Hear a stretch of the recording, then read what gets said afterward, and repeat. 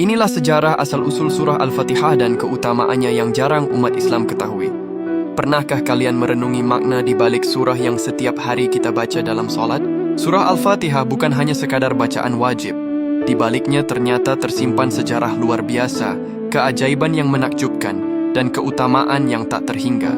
Surah Al-Fatihah yang berarti pembukaan, dahulu diturunkan di Mekah pada masa awal kenabian. Menurut sebuah riwayat, malaikat Jibril dan malaikat lainnya turun dari pintu langit yang baru pertama kali dibuka hanya untuk membawa dua cahaya istimewa kepada Nabi Muhammad, yaitu surah Al-Fatihah dan beberapa ayat terakhir surah Al-Baqarah.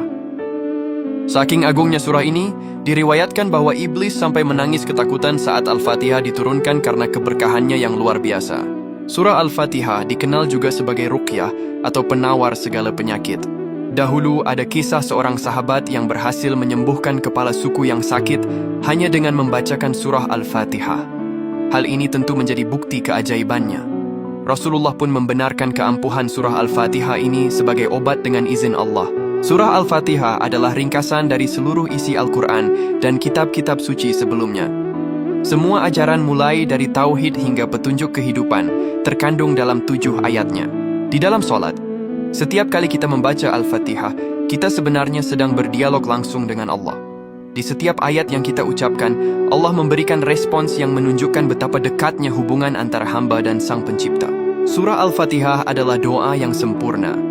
Di dalamnya kita memuji Allah, mengakui kebesarannya, memohon pertolongan, dan meminta petunjuk ke jalan yang lurus. Setiap keinginan dan kebutuhan hidup manusia tercakup dalam 7 ayat ini. Banyak ulama mengajarkan amalan membaca Al-Fatihah untuk melapangkan rezeki dan mengabulkan hajat. Salah satunya adalah dengan mengamalkannya secara rutin setelah solat wajib. Dengan memahami dan meresapi maknanya, surah Al-Fatihah memiliki kekuatan untuk menghilangkan kesedihan, kegundahan, kegelisahan, dan ketakutan dalam diri kita. Surah Al-Fatihah adalah hadiah istimewa dari Allah bagi umat Islam. Dengan memahami sejarah dan keutamaannya, semoga kita dapat membacanya dengan lebih khusyuk dan meresapi setiap maknanya.